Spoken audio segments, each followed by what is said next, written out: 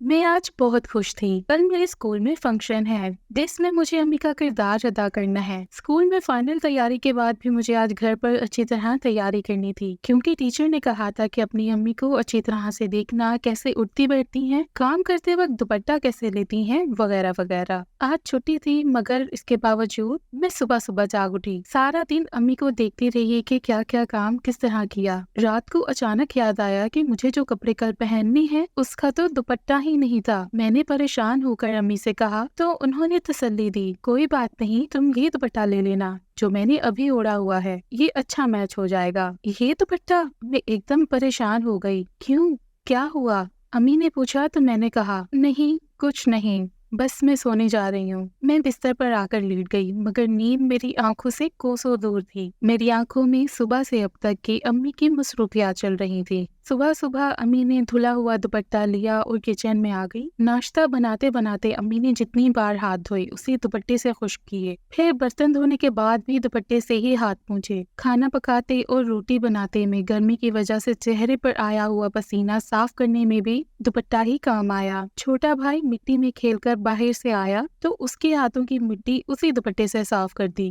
गरम पतीली चूल्हे से उतार कर एक तरफ रखी तो वो भी दुपट्टे से ही पकड़ कर। और तो और मुन्नी की बहती हुई नाक भी कितनी मर्तबा दुपट्टे के कोने से साफ कर दी। उफ, मैं ये दुपट्टा कैसे लूंगी? मैं ये सोचते सोचते सो गई। सुबह जब उठी और स्कूल के लिए तैयार होकर बाहर आ गई तो सामने ही अम्मी का दुपट्टा धुला और इस्त्री किया हुआ रखा था। पता नहीं अम्मी ने ये कब धोया और इस्त्री किया। मैंने सोचा और खुशी खुशी दुपट्टा लेकर स्कूल चली गई।